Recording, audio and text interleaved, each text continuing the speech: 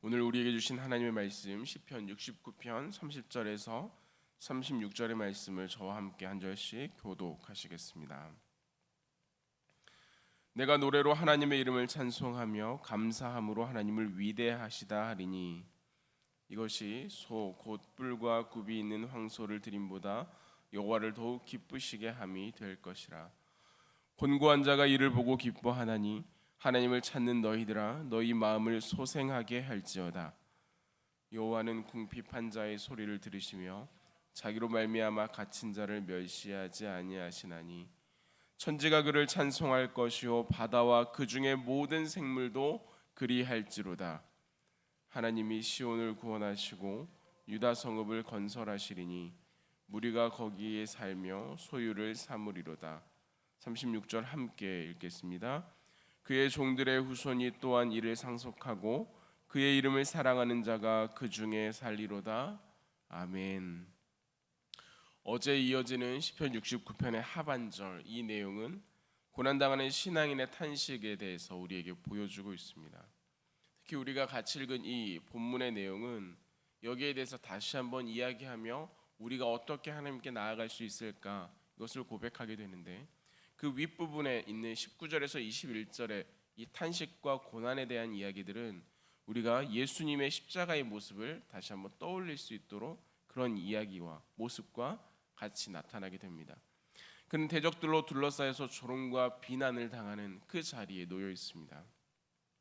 그들의 조롱이 얼마나 심하고 날카로웠던지 마음을 갈기갈기 찢어내는, 치유할 수 없는 상처가 되어서 누구 한 사람이라도 나를 위로할 수 있는 사람이 있을까 고개를 두리번거리며 찾지만 아무도 오지 않을 뿐만 아니라 그가 먹는 음식에 독을 타고 그가 목이 말라서 내가 마실 것을 찾으면 거기에 신 것을 담아 마시지 못하게 하는, 그런 모든 삶의 모든 영적인 것에 영향을 주고 고통을 주는 그 자리에 이가 놓여 있다라고 하는 것입니다.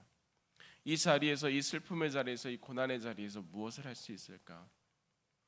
우리가 1절 그리고 그 위쪽에서 보았던 것처럼 내 영혼에까지 쓴물이 들어오는 그 상황에 우리가 무엇을 할 수 있을까? 시인은 하나님께 나아가며 고백하는 것이 주께서 아시나이다, 이렇게 말합니다. 나의 상황을 주님께서 알고 계십니다. 나의 상황을 주님께서 다 손가락으로 세시듯이 확인하고 계십니다, 이렇게 말합니다. 우리는 이 믿음의 모습을 흔히 믿음의 어머니라고 이야기하는 한나에게서도 발견하게 되는데요. 아브라함이 그랬던 것처럼 한나 역시 자녀의 문제로 많은 고민과 갈등이 있었습니다. 아브라함이 아버지의 집과 고향과 친척을 떠나 하나님의 말씀을 따라 나올 수 있었던 것이 그가 나이가 들어감에도 자녀가 없어 다음 미래라고 하는 것에 대한 고민과 어려움이 있었던 것처럼 한나 역시 자녀가 없어 어떻게 해야 할지에 대한 자신의 삶에 대한 고민과 걱정이 있는 것입니다.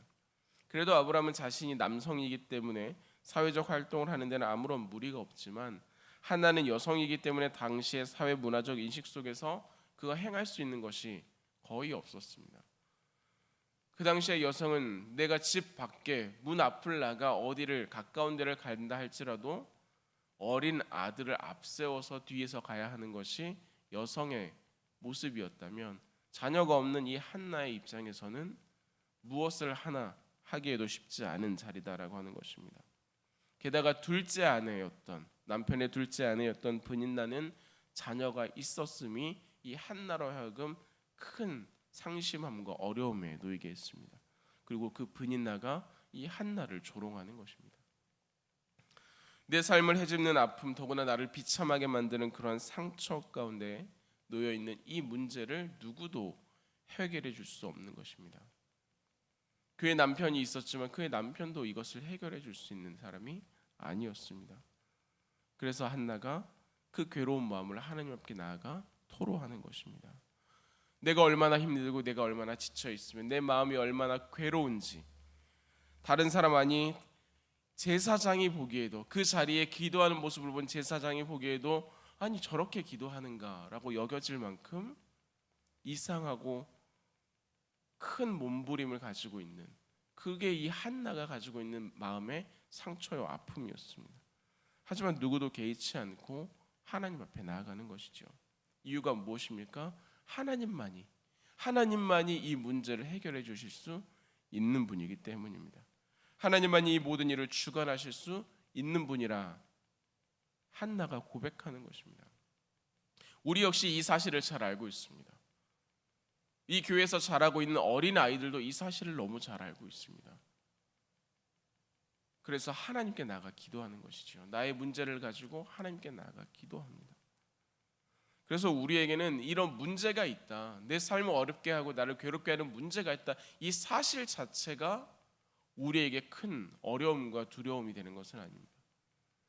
신앙인들이 가지고 있는 어려움과 문제의 자리는 그 문제를 가지고 하나님 앞에 나아갔는데 그 하나님의 응답하심이, 그 하나님의 일하심이 경험되지 않을 때 더 크게 다가옵니다. 하나님의 침묵하심이, 하나님의 말씀 없으심이 내 삶을 어떻게 이끌어가는지 답답함과 어려움으로 놓여 있는 것입니다. 애굽에서 그 고통 가운데 살아가는 이스라엘 백성들, 우리는 잘 알고 있습니다. 산파를 협박하여 아들들을 죽이라고 할 때, 그 이후에는 자기 부모의 손으로 아들들을 나일강에 던지라고 할 때, 그 고통과 그 두려움과 그 눈물 가운데 있는 400년의 시간, 하루 이틀이 아닌 이 긴 기간을 살아가는 동안 하나님의 일하심과 하나님의 손길을 경험할 수 없다면, 하나님께서 세우신 다윗이 사울 왕에게 죽을 뻔하며 도망다니던 그 시간에 원수의 나라에 몸을 피했어야 했고, 또한 나를 향해 죽이려고 달려드는 수많은 사람들을 마주해야 했을 때, 사도 바울이 몸의 질병으로 하나님께 간구하고 있는 그때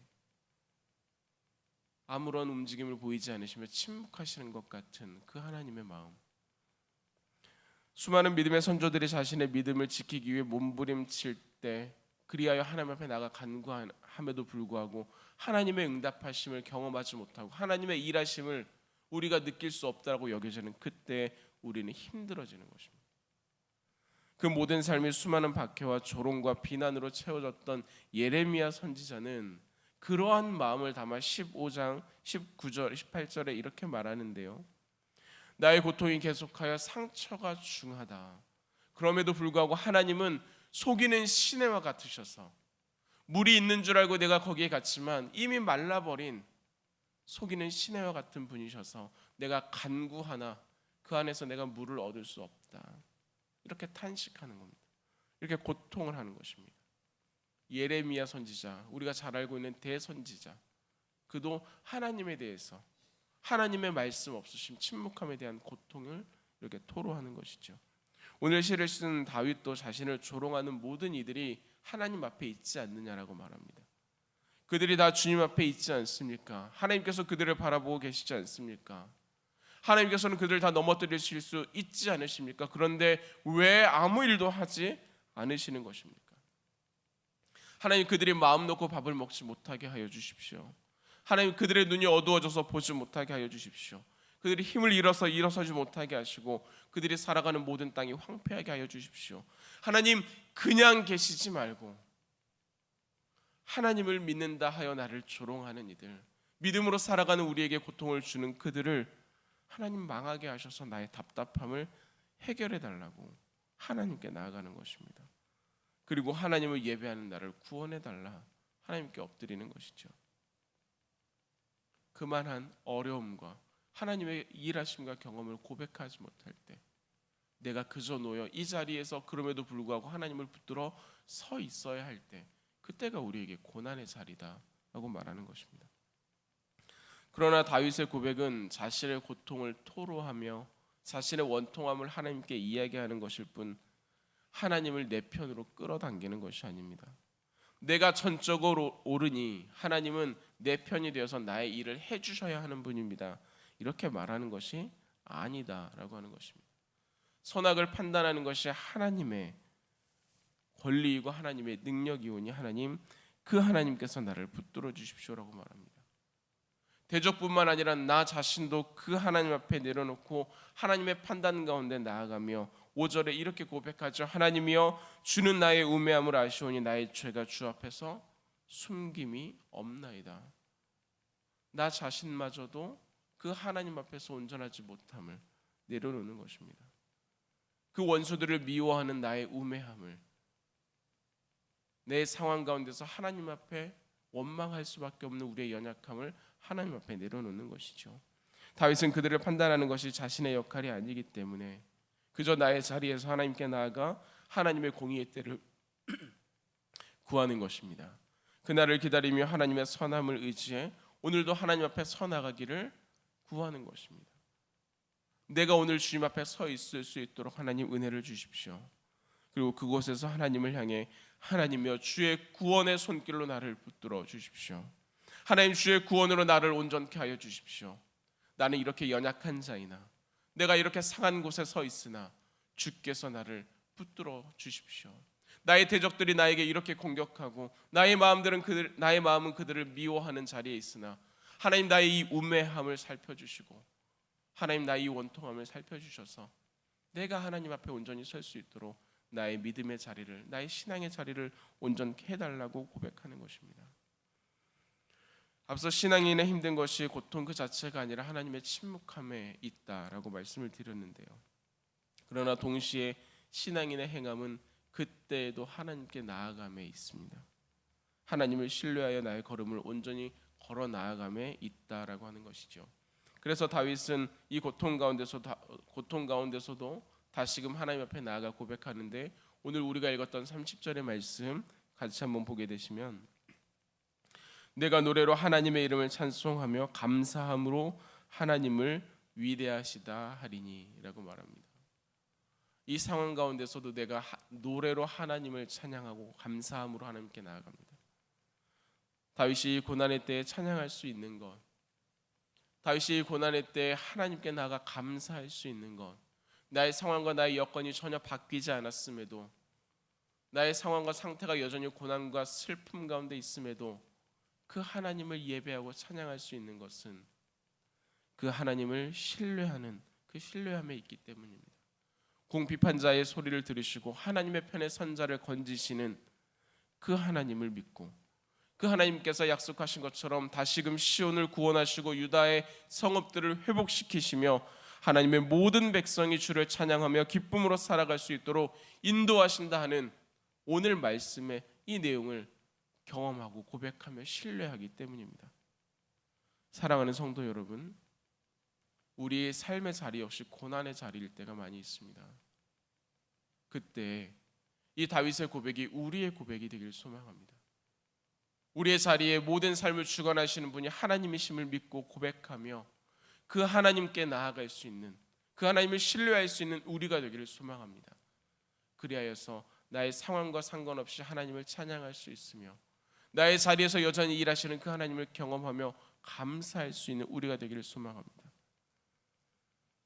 하나님을 신뢰하며 나아가는 우리 안타까움을 주님께 아뢰며 토로할 때 한나의 기도를 들으신 하나님께서 사무엘을 더하셨고, 아브라함의 기도를 들으신 하나님께서는 이삭으로 축복하신 것처럼 하나님의 선한 응답하심과 인도하심이 우리 가운데도 동일하게 나타날 것입니다. 그 하나님을 신뢰함으로 오늘도 온전한 그리스도인으로 하나님 앞에 나아가며 말씀을 따라 살아가는 하나님의 사람으로 온전히 서시기를 소망합니다. 우리의 모든 삶을 알고 계시는 그 하나님께서 우리의 삶을 하나님 안에서 온전하게 세워주실 것입니다. 그 은혜가 함께하는 귀한 날 되시기를 기원합니다.